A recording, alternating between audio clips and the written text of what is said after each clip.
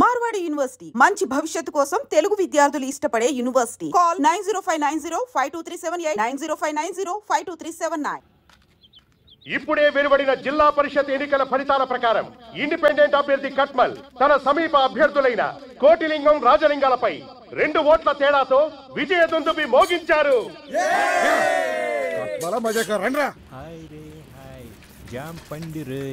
నేల మీద కాలు మొప్పిరు. ఏ పండు కాల్ మీ జాఫర్. నీకు అక్క చెల్లెలు లేరా? లే, పక్కూరికి వెళ్ళి ఇల్లు ఖాళీ ఉంది పామల్లా.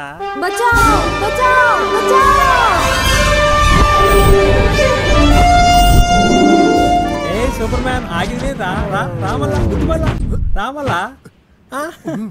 Cut cut cut. నూకు బే. ఏమైంది బే? నూకు ముందుకి నూకు. ఏది నూకేది మస్తు వస్తుంది. Time please. బిల్లా ఇట్లయితే నేను షూటింగ్ చేయను బే. నూకు బే ప్లీజ్, రాత్రి క్వార్టర్ దాపిస్తా.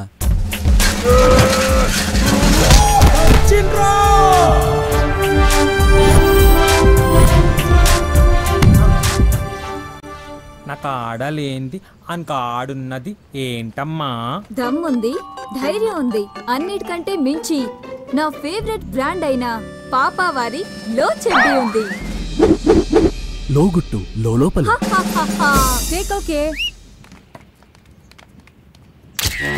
ఈడే బిల్లా బిల్లా బిల్లా బిల్లా ఎర్రగా బుర్రగా ఉంటాడు. ఈయన గర్ల్ ఫ్రెండ్ ఏమో వాణి లోకల్గా కేబుల్ టీవీ మెయింటైన్ చేస్తుంటది. ఊళ్ళో దొరికే డ్రాయర్లకు, నయాగ్రా టాబ్లెట్లకు, గజ్జి తామర్లకు, అర్షమోళ్లకు వీన్నే మోడల్గా పెట్టి యాడ్లు చేస్తుంటది. అందుకే ఈయన్ని స్కోప్ బిల్లా అంటుంటారు.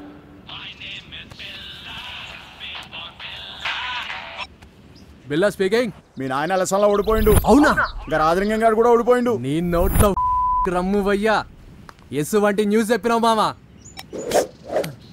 ఏంటి? ఆ రాజలింగం గారు ఎలక్షన్ లో పోయినందుకు ఫుల్ దావత్రా. ఆటిని పోయి మొదలు చూద్దాం వస్తావా? పో బావా. దీని సిగ్గుల చింతకు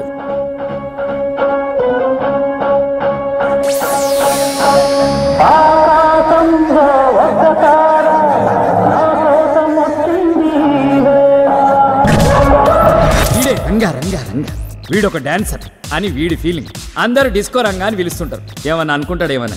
ఊళ్ళే భారత్లల్లా సావులల్లా సెంటర్ ఆఫ్ అట్రాక్షన్ లెక్క తీన్ మార్ చేస్తుంటాడు. మా టీవీ ఓంకార్ షోకు పోయి థ్యాంక్ యూ అన్నయ్య అని అనడం వీడి జీవిత ఆశయం. All the best Ranga.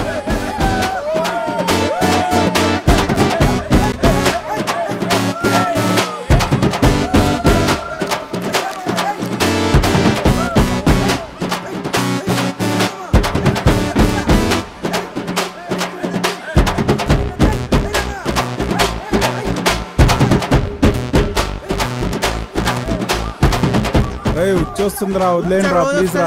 Bharat ఒకసారి వస్తుంది. అరే పెట్టు నోట్ బాగున్నట్లు పెట్టు.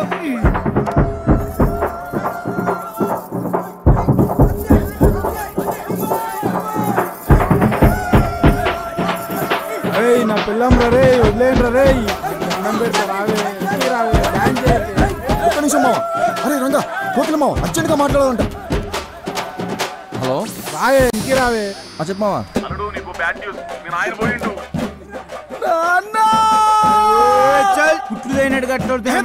పోయిందంటే చచ్చిపోలేదురా, ఎలక్షన్ లో ఓడిపోయిండు. ఆ కోట్లింగం గారు కూడా ఓడిపోయిండు. అలా కొట్టినాం. ఈసారి కూడా ఎలక్షన్ లో కోటికని కొట్టినాం ఆయన. శభాస్రం అక్కడక మనల్ని కాదని అడిగి సీట్ ఇస్తే ఏమైతుందో ఢిల్లీలో ఉన్న హైకమాండ్కి తెలవాలా. మళ్ళీ వచ్చే ఎలక్షన్ లో ఆ కోటిలింగం గాని నేను ఓడించకపోతే నా పేరు రాజలింగమే కాదు. రేయ్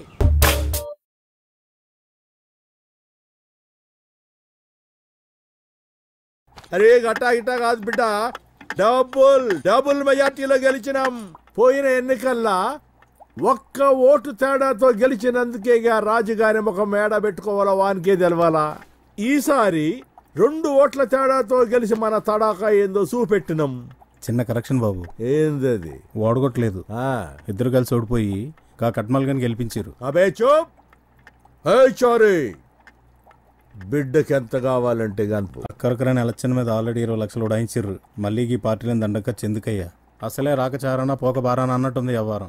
ఆబే చూప్. మా సంతోషం నీకు దుబారా లెక్క కనపడుతుంది. చాలే, మా పగ గురించి నీకేం తెలుసురా? ఇది గిప్పటి పగ కాదు, మూడు తరాల పగ. ఆ రాజలింగం గారి తాత నా తాతని అవమానించినప్పటి సందే పగ. ఇన్నాళ్ళు మేం బతుకుతున్నది అన్నం తిని కాదురా, పగ తిని బతుకుతున్నాం రా. అవురోచారి అడిగింది ఇక నీకు మధ్యలో ఎందుకు రద్దులా? నాదే పొరపాటు బాబు. అశుద్ధం పొంగ తినొద్దని చెబుతాం, అద్దుకు తింటా అనేటానికి ఏం చెప్తాం? ఓకే. Happy birthday. రైతులను భయపెట్టి బలవంతంగా పంట భూములను కబ్జా చేస్తున్న కేసులో ప్రముఖ రాజకీయ నాయకుడు భిక్షపతి తమ్ముడు బేబీని కోర్టుకు తీసుకెళ్లి రిమాండ్కి పంపించారు. బేబీ మాట్లాడుతూ ఈ కేసులో తనని ఇరికించారని, అందుకే తన ఎమ్మెల్యే పదవికి రాజీనామా చేశానని, జరగబోయే ఎలక్షన్లో ప్రజలు తన నిర్దోషిత్వానికి బ్రహ్మరథం పడతారని ప్రకటించాడు. భయండలబాతు బజార్ల గుడ్డు పెట్టిందట. మనం భయపెట్టినామంట, వాళ్ళు భయపడి లాగులు దడుపుతున్నారట. పతోడికి అల్కగా దొరికిపోతారు ఈ పొలిటీషియన్స్. మేమైనా పైనుంచి ఊడిపడ్డామా? పబ్లిక్ కోట్లేసి గెలిపిస్తేనే కదా ప్రజాసేవకు మా జీవితాలు అనిపించుకున్నది. గెలిపెచ్చేది ఆళ్లే, గెలిచేసేది ఆళ్లే. పొలిటీషియన్లు పీల్చుకు తింటుండ్రు, లోపుకు తాగుతుండ్రు అనే ఈ జనాల దిమాకి ఎలక్షన్ టైంలో బీరు బిర్యానీలకి ఓట్లు కుదేటప్పుడు ఏమవుతుందే? వెనకట్ల రాజును బట్టే ప్రజలుండేటోళ్ళు. ఇప్పుడు ఈ ప్రజాస్వామ్యంలో పబ్లిక్ని బట్టి లీడర్. అవునా, నేట్లయితే హాఫ్ బాటిల్ దించకుండా కచ్చగొడతాను, బేబన్న కూడా అంతే, సేమ్ డిట్టో. నిజమన్నా, పబ్లిక్ని బట్టి లీడర్ అన్నావు. కూర్చొని ఎన్ని కథలైనా చెప్తావు. ఆడి పోరడు ఎన్ని కష్టాలు పడుతుండో ఏమో.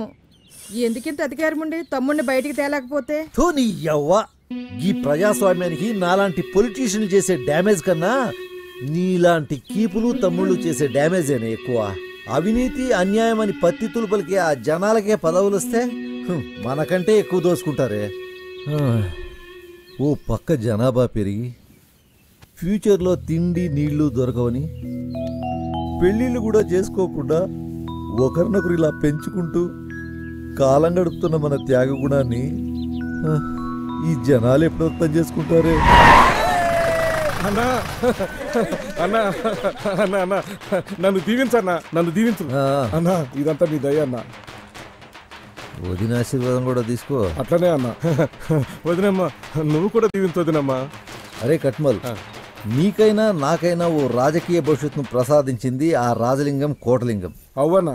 వాళ్ళిద్దరూ సల్లంగా ఉండాలని ఆ దేవునికి దండం పెట్టుకో. గట్టనే ఉన్నా. నువ్వు రాయే, వ్యాపారానికి టైం అయింది. మొన్న గవర్నమెంట్ వాళ్ళు వచ్చి భూములు కొలత కొలిచి రాళ్ళు పాతిపోయినరయ్యా. నష్టపరిహారం తీసుకొని భూములు అప్పగించాలని నోటీసు కూడా జారీ చేసిండ్రు.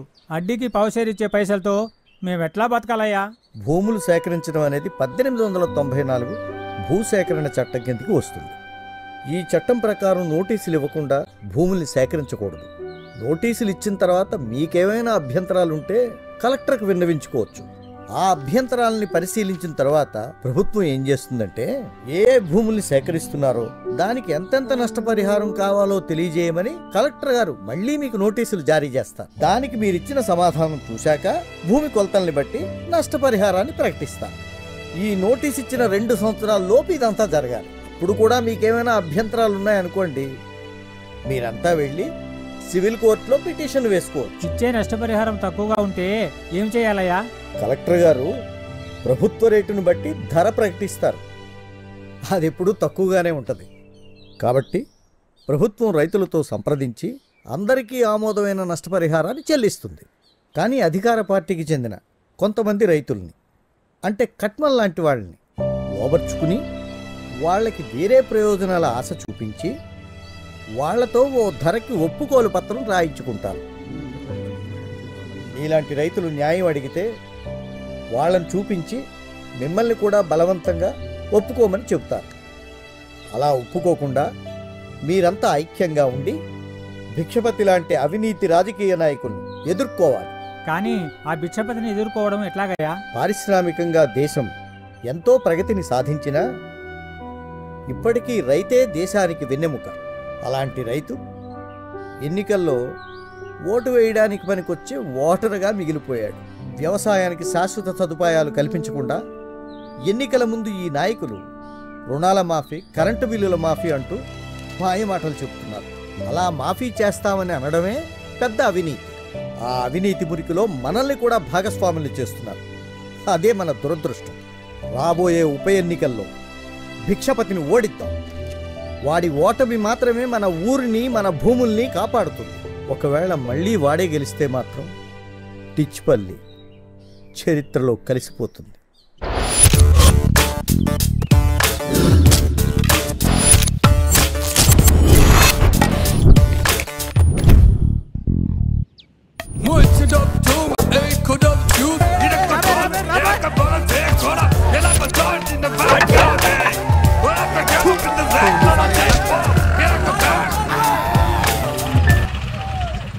చైనా పీస్ రోల్ మోడల్ పాతి పెట్టిన వికెట్లు పిక్ అయ్యి 2 నిమిషాల్లో, లేకపోతే మిమ్మల్ని మాత్రం పెడతా కొడుక.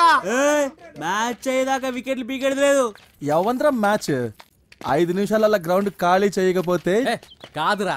ఏం రావు, పొద్దుగాలనే మీ నాయన కొత్త మొలతాడు కొనిచ్చినట్టున్నాడు. మొగం లెక్క మాట్లాడుతున్నావు.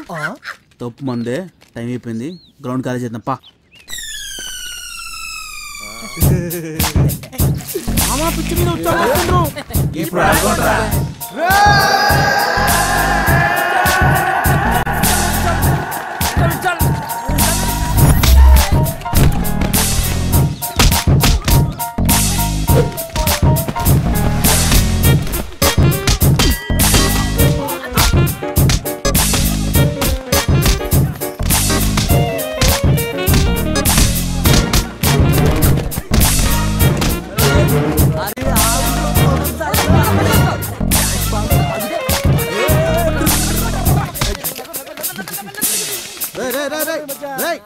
ఓట్ల మీద ఏం చేస్తున్నారా? ఏదైనా పని చేసుకోకుండా దిశని ప్రేమించుకున్నారు కదా, అందుకే ప్రేమించుకుంటున్నాం. ఈ ఊరికి ఉపయోగపడే పని ఏదైనా చేయండి రా. అలాగే మాస్టర్. అతి వినయం ఆపండి. Okay sir.